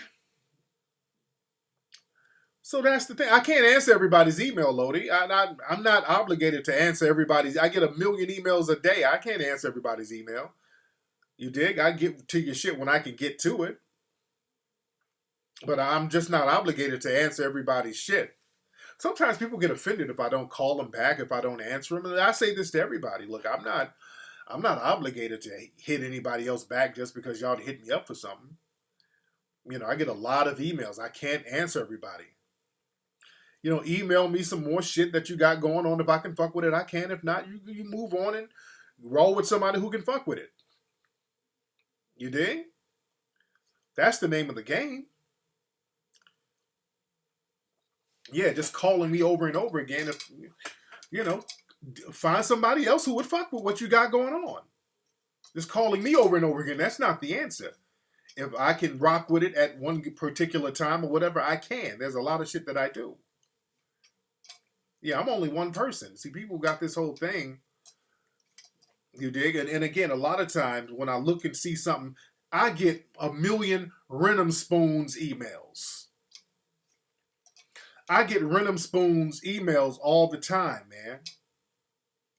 So I'm not hitting everybody back up with a damn Renum Spoon idea. I just can't. I get them all the time. Shit. I know sometimes you think your idea is the greatest idea, whatever. But I get Renum Spoon calls and emails all the time. Hey, Tariq, man, I got a brand new toothpaste that if you put it in your mouth, man, it vibrates your tonsils and it brushes the teeth automatically. I just need some investors. You know, I get Renum Spoon ideas all the time, bro. Hey, Tariq, and people always use kids, and because I'm suspicious of that. When people always well, I got these kids that I'm dealing with. I got a bunch of kids. Okay. Where are the kids, bro? Well, I ain't got it now, but what I'm doing, I'm building something for the kids. I ain't okay. Because I help schools out all the time, but it's already schools that's up and running. And I know what they got. I can verify that they're up and running, and I help schools all the time. But a lot of times, cats just be hitting me up with ideas and all this old shit. You know, and I can't see what you got going. And look, you got people out here that will use kids to come up and lie. You got niggas out here saying they're doing documentaries for kids. Look at Crispy's bum ass. This nigga, whatever, everybody, I got a documentary for kids, and this nigga done pocketed the money, and now I think, from what I understand, this nigga's about to rip off some more people. And if you get ripped off by a Krispy Kreme twice, you deserve it. If a Krispy Kreme can rip you off more than once, sometimes people deserve to get ripped off. You dig? Dude, so you never know who's telling the truth, who's true to the game, who has a good agenda, whose agenda is true. You dig?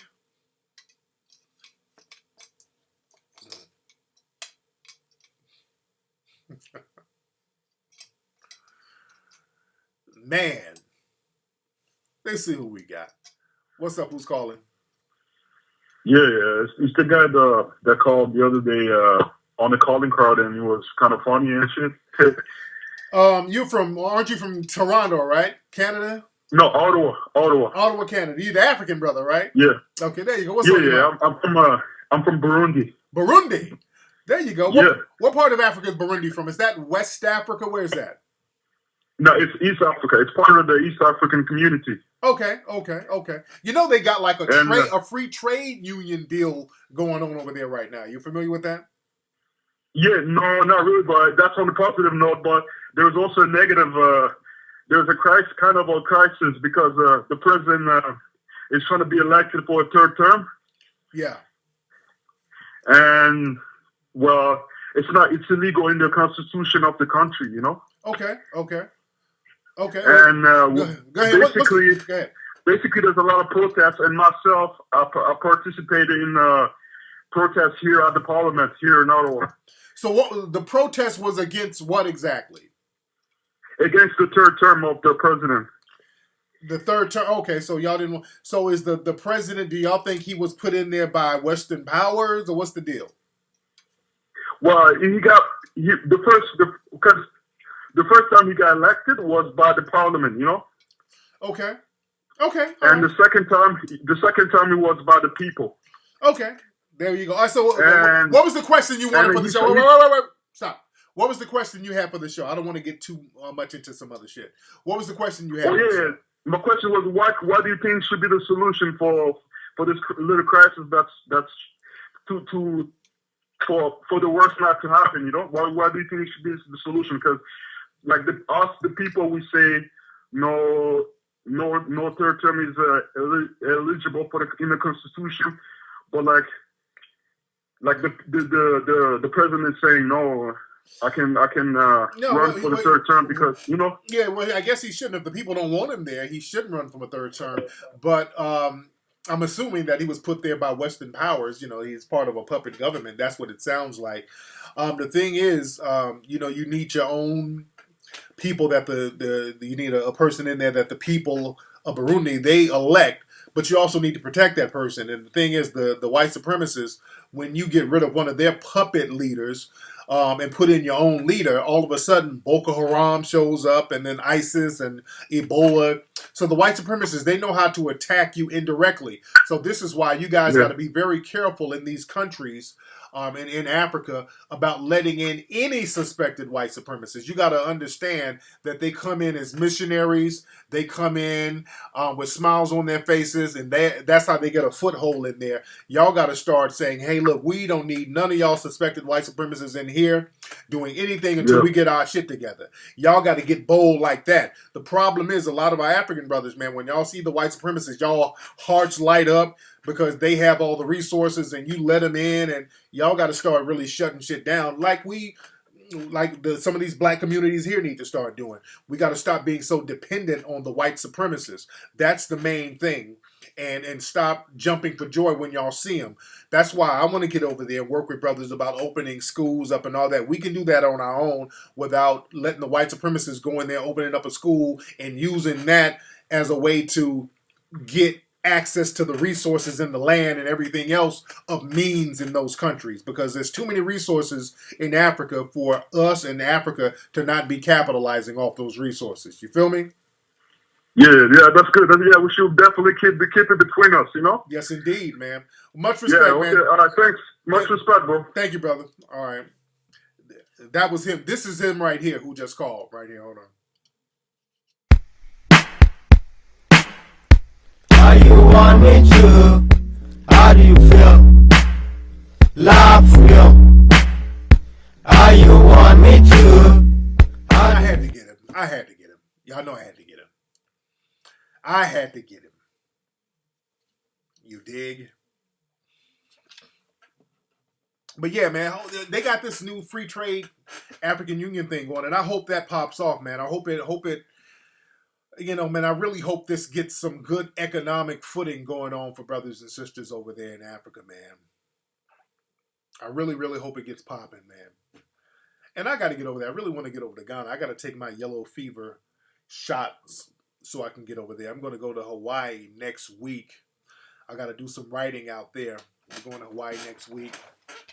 And I got to get my mind. I haven't been out. I haven't been on vacation.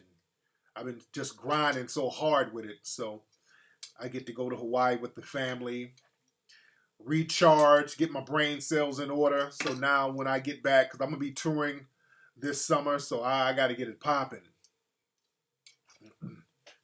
Let's see who this is. What's up? Who's calling? Hey, what's up, Tariq? It's me, Keith, man, from Inglewood. What's up, Keith from the Wood? What's on your mind, man? Oh, man, it's all good, man. Chilling, man. Been a big fan of yours for a while, man. I've been hipping to my other homeboys and shit, and they really like, yo, man, he's so thorough. I really identify with him, so you're really changing people's lives, man. Just want to say I support your Hidden Colors. Yes, sir. Donating money, just, So my question is this, man, just to get to a point. I'm an artist, I'm an illustrator, and I'm working with this brother right now. At I met him at Target at the Starbucks cafe. I was sitting right there working on some artwork. So he came up to me and said, "Hey, man, I draw," and I was like, "Yeah, So I was like, he's like, "Yeah, I'm working on this idea." So I was like, "Okay." So we started talking about it. He gave me his idea, gave me his character concepts, and I was like, "Okay, let me flesh them out so I can show them to you and see what you think." So I've been thinking about, so I've been networking, talking to him, we're about to get this going. My thing is this: I've done this before, where I done things for people, drew characters, drew landscapes for people, and now I was paid before by 3 people before, but I drew a concept character for a friend of mine before he teaching me boxing, and when I drew for him, I gave him my idea, I gave him the concepts. He was like, "Okay, cool, this is good." I said, "Okay, what about the money? Where's the payment at?" He said, "No, that was the boxing lessons are for. That's why I'm paying you." I was like, "No, I wanted, for my payment." And we had a falling out. I never got a chance to receive the money. So, and I don't know what he's doing with my characters. I don't know if he made a movie about it. I'm not getting credit for it, so I don't know where it's gone. So I just want your input on dealing with people, especially people you just meet at, spots like Starbucks, and you're talking to them, and you're like, "Hey, I'm dropping characters out," And I wonder, how do you talk about the form of payment and copyright? Okay, what you do, man, and this is our thing. See, with black folks, we get into hotep mode when it comes to doing business with each other. We try to hotep each other real quickly. And we got to start asking for our money up front and stop being scared to do it and stop worrying about being offensive when we do it, because we know how black folks get to acting when other black folks ask for money. They start running around. "Oh, damn, come on, man, come on, brother, hey, hotep, brother, assalamu alaikum, brother." When people hit me up, I get that all the time, and I used to make jokes about that on my show all the time. When people would hit me up to do lectures at certain black schools, I can always tell when they were going to be bullshitting about the money, because everything was like, "Hey, brother, peace, assalamu alaikum, brother, hey, hotep, brother." When they start talking that hotep, assalamu alaikum, that the scam is coming. They're trying to butter you up for the bullshit to do it for free. And I'm like, I'll let you know up front, this is my fee. This is what you have to pay. You got to pay a deposit. You got to pay this. You got to just straight up and down ask for your paper. If you want me to work on your art, I'm going to need half the money up front, then I can do great artwork for you. It's just that simple. Don't be afraid to ask for your money up front, because if people see they can get over on you, they will get over on you. And they know better, because they know not to play that game with white people or Asians or any other group. Other group of people, right. You can't even step to them if you don't have your money in your hand. You can't even go into a Korean store if your money ain't in your hand. They're like, "Look, you buy now. Don't come in here, you ain't trying to buy." Yeah, that's how they are. Yeah, they're not playing, and black folks know, and we get right to buying too. So we get real funny. I had a situation happen over here on Imperial and Crenshaw. I was buying some t-shirts. I said, "Kind of try these t-shirts on." And the Asian dude was like, "Your size, man. I got to try it on." I said, "Man, kind of try it on. I got the money for you." And I was thinking how you were talking about, money stuff bullshit. So I put the $20. I said, "Man, here's the money." I threw it at him. I was like, "Man, let me try these t-shirts." And he threw the shirt at me, and I was like, "What the f-? Yeah. They don't play games. They're like, you spend money or get the hell up out of here. You buy now. And we get real funny style with each other. You make them. You go just like that, nigga. You buy now, brother. You want me to do this art? You buy now, and you keep it pushing. Don't let people waste your time. Just let them know. Put down the deposit. This is what my rate is. I don't want no boxing lessons. Somebody hit me up with some shit like that one time. He wanted me to give him like some of my private coaching sessions, like a private phone session, which cost $500 at the time when I was doing them. And he was going to give me some damn kickboxing tips. I'm like, "Nigga, I don't want to be no damn kickboxer. Give me my money. Get the hell on somewhere. Man, if you don't get the hell on, I don't need no damn lessons from you." So don't do that. Just look, make people pay up and get the hell on somewhere. Just keep it pushing, man. It's just that simple. Ask for your money. Don't be afraid to ask for it. Thanks for the call, brother. Yeah. Don't be afraid to ask for your money. Do not be afraid to ask for your money. You dig? Yeah, this nigga said he was going to give me some kickboxing tips. The fuck I need with some kickboxing tips, nigga? Who I look like, Rampage Jackson? I don't need no kickboxing tips. I need that money. Damn. What's up? We got somebody look like from San Diego. What's up? Who's calling? Hey, this is Alex from San Diego. What's up, Al? What's going on in San Diego, man? Nothing much.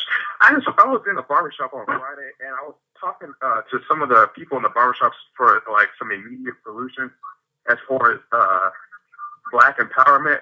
And I was reading Dr. Claude Anderson's Powernomics book, and he was saying that one of the things that we could do was actually pull out of the political party and vote as a bloc. Right.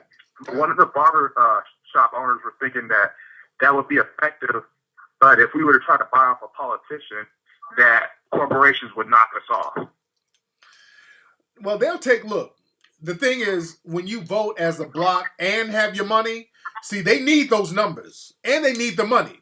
You see, we'll vote in large numbers, but we never have an agenda. See, when you vote in large numbers as a bloc, have an agenda behind the vote, which we never do, and then put money on a politician, corporations can't do anything because the politicians still need your numbers. So 40 million black folks, that will make an election go one way or another. So if you say, look, we ain't fucking with the Democrats, you don't automatically get our vote. We're independent. So even if the conservatives, if they say they can do something for us, we'll rock with the conservatives. We'll rock with anybody who can do something for us as a group, which is basically something about the prison system or whatever. We had this conversation in the think tank. So you got to be bold enough and get off that hound dog loyalty to the Democratic Party and say, hey, look, we don't need none of y'all. You need us, and vote as a bloc and put your money behind it, and the corporations can't do anything. Okay, because he was trying to say also to have a black and Latino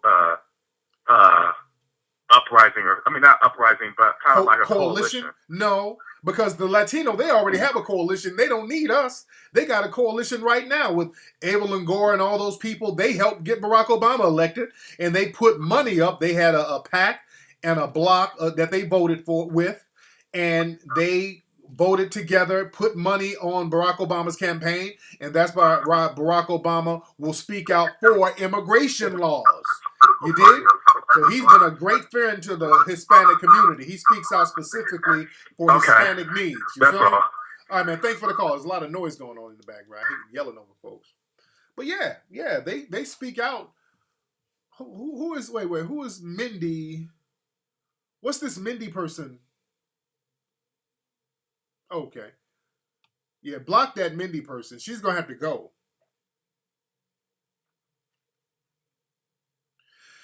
Yeah, black folks, let's get off that coalition. We ain't getting ain't no black and brown coalition. Let's just stop it. And much respect to my whatever Latinos are. I don't know what a Latino is, to be honest. It's a very ubiquitous term. I don't know what it is. But shout out to my Latino brothers, Dominican, Puerto Rocks. Shout out to y'all. Much love to you. But when it comes down to the political game and collective power, there is no coalition. Every other group competes against us. That's a sad reality black folks do not want to own up to. Every other group kind of votes or work against us when it all boils down to it. There is no black and brown coalition. There is no black and brown coalition, family. That's just a harsh reality. That's no disrespect to anybody. Black folks, we got to look out for ourselves. Let's get off that, hey, us black and Latinos, us, the Latinos, whatever that is, they don't mention us when shit comes up. They don't say us Latinos and the black. They never say that. If they do, point it to me. They don't include us in none of their shit. They do not include us in nothing. That's a reality. I'm not saying anything out of school here, and I don't blame them. I'm not even saying it's a bad thing. We're the only people who have this whole put everybody's needs before our own needs shit. That's us with that insecure bullshit. Because when you speak of Latino, what kind of Latino are you speaking about? Because you got white people who are Latino. What's a Latino? Explain to me what a Latino is. Because nobody can give a clear definition on what a Latino is. So that's why I'm like, there's no coalition with a group of people. You can't even define who they are. George Zimmerman is a Latino, but he's a white supremacist. Do we have a coalition with George Zimmerman? So what y'all? I don't know what these terms are. I only know about white supremacy and melanoid empowerment. That's it. That's why I don't get caught up in these little vague ass terms. Enough of that. I'm just melanoid empowerment is what I'm talking about. Melanoid people. That's a term that encompasses us. Melanoid people affected by systematic white supremacy. That's what we need to get down on. All right, let me go see what's up with my children upstairs. All right, y'all, look, don't forget, man, go to TariqElite.com, get that fresh gear. Go to TariqRadio.com. Let me show y'all a link. Did y'all get my lecture? Hold on. My lecture, International Racism. If y'all don't have it, y'all need to get that right now. Let me give y'all the link. I got a lecture called International Racism. A lot of folks ask me about, speaking of, while I'm looking up the lecture information, let me give y'all the link. Hold on, check this out. Real good game in this lecture right here, family. If y'all don't have it, y'all can get this at TariqRadio.com. Go to the pay-per-view special section, or you can click this link right here. And you can watch it right now on demand. It's called International Racism. It's an hour lecture I did in London. Real good information, man. Real good stuff. A lot of folks are asking me. I've been posting the videos on Instagram. I got my self-balancing scooter that I love. That's my favorite toy. I got a couple of them. They got different names. They got different brands of them. One is the Iohawk. The other one is called the Funky Duck. They got different kinds. But that's my toy right now, that scooter. It's like a Segway, but no handles on it. I love that shit. I post up videos of me skating on those things on my Instagram. I do want to come to DC. I don't know when I'm going to DC. Man, I be jamming on that shit, dude. I get on that bitch in the middle of the night, getting my groove on, man. I love that thing. I be skating around my house on that thing. I love it. So you about to get a unicycle, Lola? Man, I love that thing. It's dangerous, nigga. My hand is still fucked up. I messed my hand up on that thing the first day I got it. The first day I got it, I tore my hand up. I'm going to post my wound when I got it. I'm going to post that on Instagram. But the thing is, I hurt my hand, but I got up like a boss. That's why I can rock on it so heavy, see? And a lot of folks were asking about the song that I was grooving to. There's an album, there's a group called Tuxedo. I played one of their songs on my last episode of the Tariq Radio Show, a song called So Good. There's a group called Tuxedo. It's some white dudes. It's these white dudes. The group is called Tuxedo. That they got the baddest, tightest R&B album I've heard in about 10 years. They did an R&B album. Nigga, that album, Ola, have you heard the album? Dude, those white dudes got the best album I've heard in about 10 years. R&B, because it's like funk. It's like old school funk. Mayor Hawthorne, yeah. The novelty of the group is basically all their songs sound like they're from the early 80s. The group is called Tuxedo. Jake One worked with Dr. Dre. He's a well-respected producer. White boy. Bad white boy. That album, you told me about it in London? Okay. Man, that album, that album is hot the whole way through. I've rarely heard like a hot-ass R&B album that's tight all the way through, man. Their album, look, I give it up to you. You a white dude, y'all get it in, I give you your props. The album is called, I think it's Tuxedo. It's the self-titled album. But it's a group, it's some white boys. And their album is funky as hell, man. And that's the thing, man. People in the dominant society, they study shit. From start to finish, that album is hot as hell, man. If you like that old school 80s funk, man, you can tell what these dudes did, because they're the Jake One, he's a producer. So they just studied, they dug in the crates and studied old school music, studied the keys, the chords, the vocal arrangements, and made an album based on that timeline, man. It's incredible. Incredible. Superb album, man.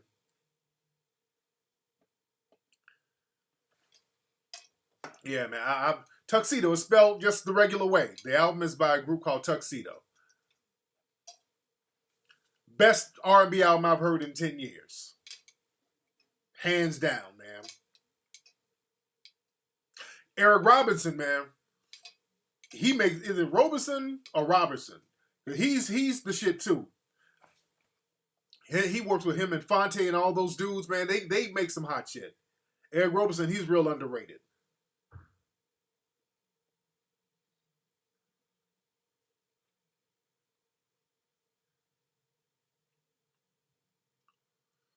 All right, China. No, I just kind of mess around with the guitar. You dig?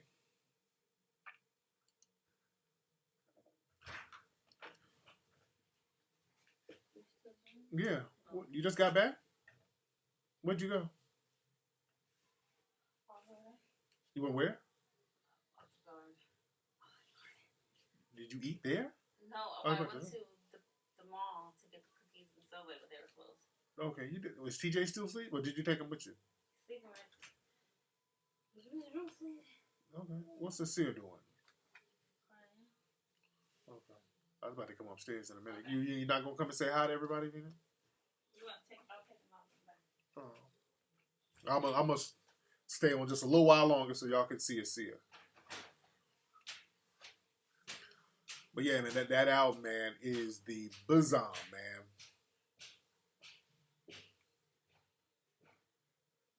Nicolay. What's that? Nicolay.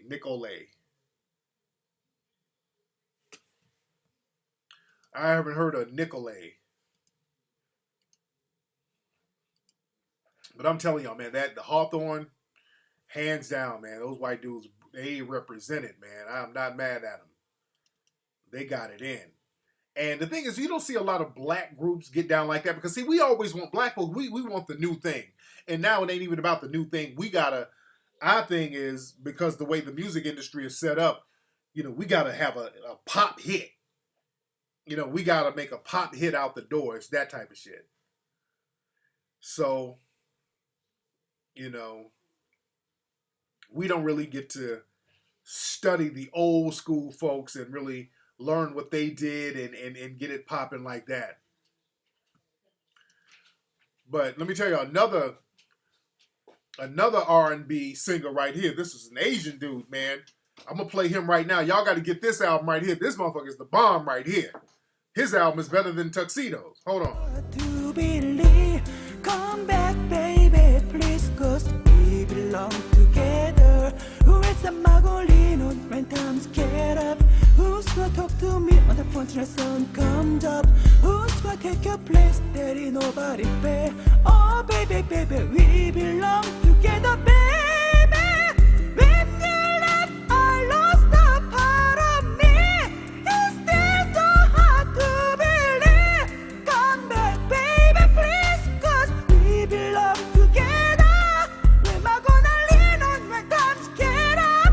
Who's gonna talk to me till the sun comes up? Who's gonna take your place? There ain't nobody fair. Oh, baby, baby, we belong together. Shit, I smell a Grammy. Nigga.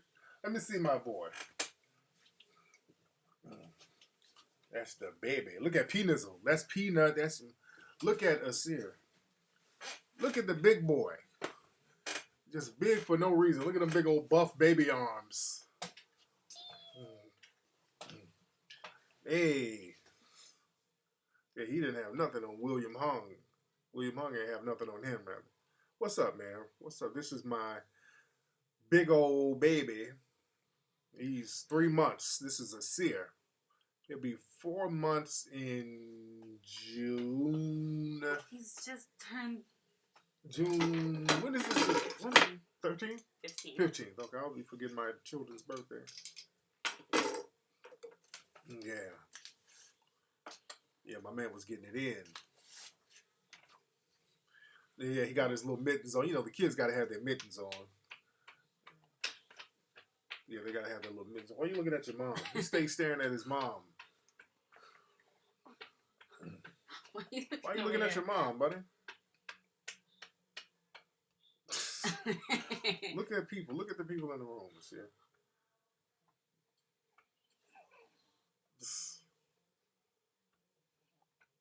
Yeah, you can get that album on iTunes. Why is he so light? You say, why is he so light? Well, he looks light on camera for some reason. You mean he looks lighter on camera? He looks, yeah, right now he looks lighter. It's the camera. He's light. He's not, you know, he looks real light on the camera.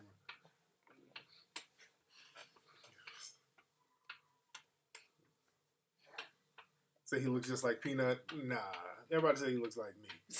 TJ, I don't know. People say TJ looks more like Peanut. What's his shirt say? His shirt say, I need a vacation. What's it say? Yeah. Yeah. Okay, stop bobbing your little baby head, buddy. He's so light. TJ's not light.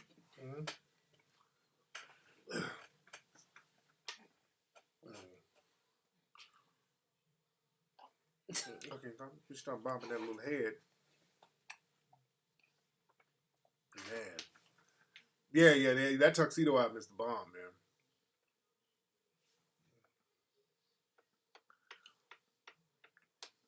Let's see who we got on. This is brother from San Diego calling. Hello, who's calling? Uncle Flex, it's your nephew, Rasta P from the chat room. I'm in San Diego. What's up, Rasta? What's on your mind, fam?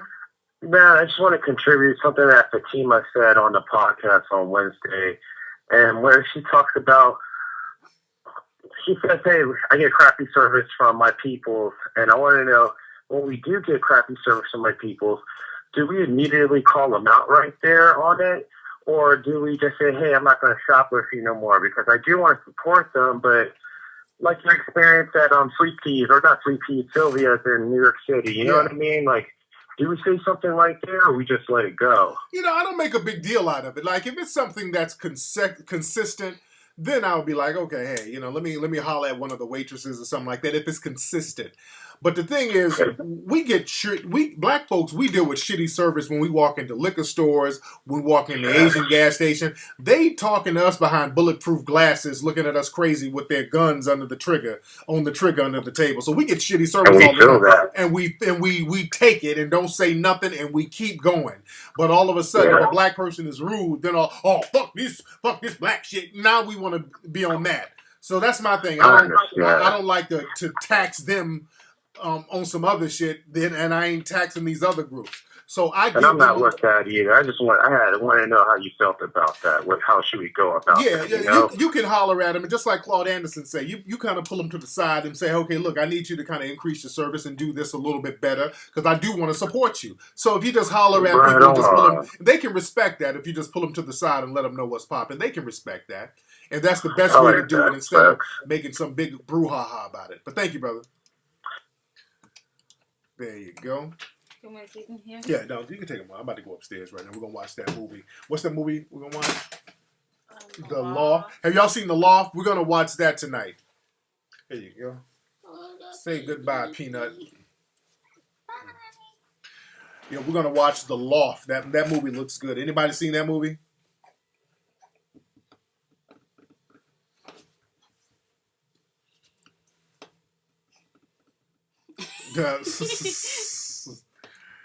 Yeah, I want to see The Law.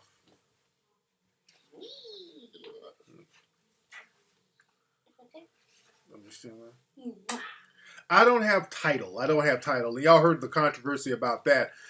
They're coming out saying, well, Jay-Z ain't really the owner, which I'm not shocked. And a lot of people then came out saying that Jay-Z is not really the owner of title. And they got to stop doing that. They got to stop with the whole put the black person out there, making it seem like they own the whole joint, and you dig. They said it was whack. It was all right. It was good. Some people say it was good. Some people say it was all We're gonna right. see. We'll see. We'll see the Loft. We're gonna watch it tonight. And hey, look, I want Jay. I'm a big fan of Jay, but they did the same thing with what was it, the Nets? One of those teams where they were making it seem like he was the one of the owners and he owned like a very minuscule percentage. So hey man, I like my man Jay. I just get your own 100%. Okay, that's a big purpose here. Man, just get your 100% owned, black owned venture. Shit. That's like with Byron Allen. No matter what you say about Byron Allen is about owning stuff, and I am not mad at him. I'm a big fan of Byron Allen right now, man. I'm a big fan of Byron. Oh, you found a hotel? Okay. Which one? There's a couple of. Okay, I'm gonna look up. Oh, cool. But probably the wine. Okay. Check out the Raid 2. So cute. Yeah. Sony plans to take Beyonce's song off title. Yeah, I saw that with the all white staff and the whole shebang. Hey man, I like Jay. I like Jay, but I just like I like black owned stuff too. You dig? Cheeks. You gotta own your stuff outright. You dig? And that's why I like owning the Hidden Color series. I like outright owning it because that way we can do whatever we want to do with it. Raid 2 is tight. I never saw Raid 1. What is Raid about? What's the movie about?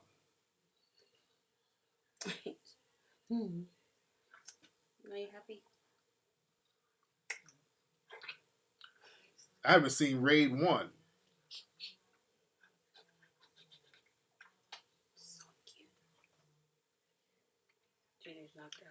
The Raid. What is it? I own most of my book rights. I gotta check out the Raid. I gotta check out what Raid 1 is. Most of my books I own the rights to.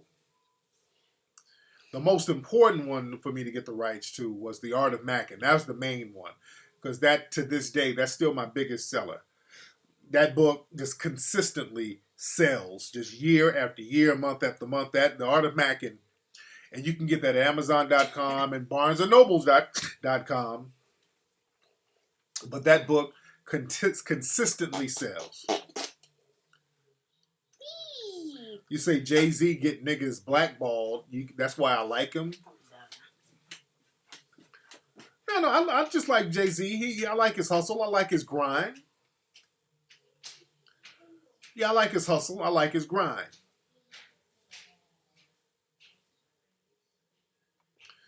Raid. I gotta see that. I gotta watch Raid. Is Raid 1 good?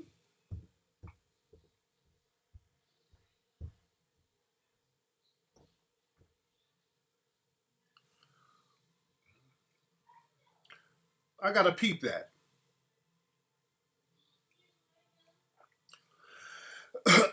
I don't own all the rights to Play or Be Played.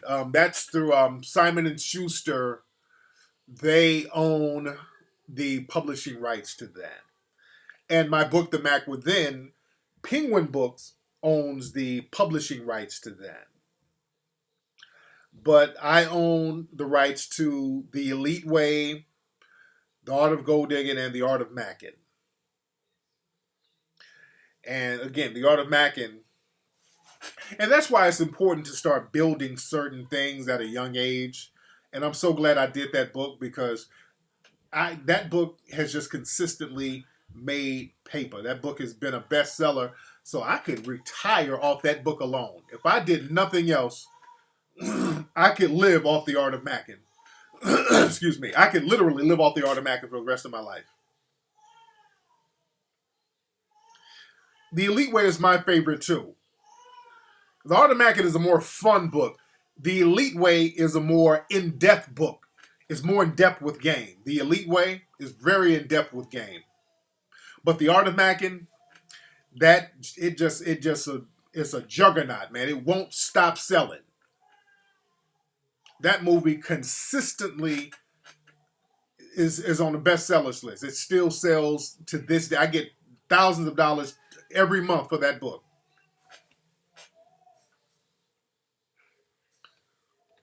So that's another thing. That's why I wanted to get all the publishing and own the publishing rights for all of my books back, as many as I can, so I can pass those down to my children. See, the publishing rights and all that, that's getting passed down to my kids.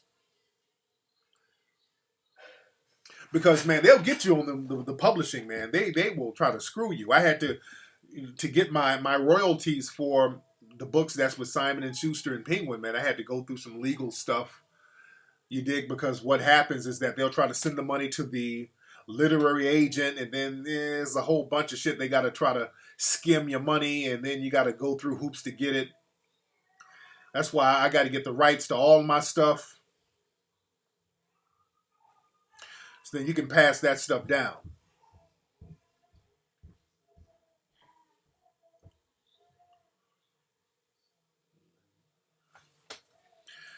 Yeah, I'm gonna write some books in the future, some more books. I'm just having so much fun doing these films, you know, with the Hidden Colors series. I enjoy that. And while I'm working on Hidden Colors, there's another movie we're working on now. We're getting the script together now.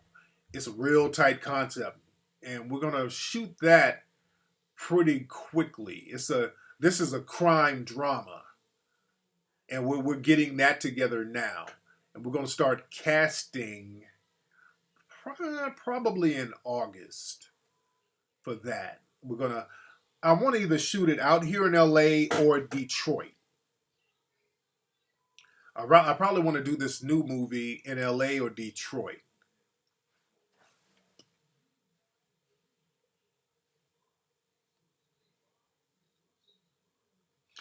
Yeah, that's right, Hodge. I'm gonna be like Blind Melly Jelly.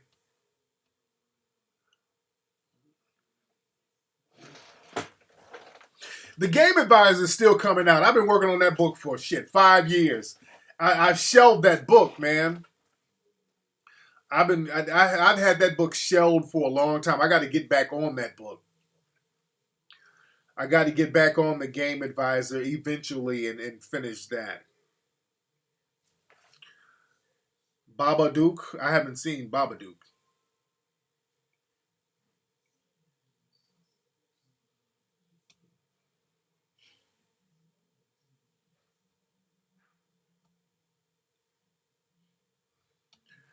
But anyway, man, don't forget, man, go to TariqRadio.com. Get the brand new pay-per-view special. Also, go to Everett's barbecue joint in Oakland, because they're bringing all the money that's passed down to the black community. So Everett's barbecue is where it's at. Go to TariqElite.com. Go to TariqRadio.com. Check me out on tour this summer. Go to TariqLive.com and get your tickets. And I'm out of here. Holla.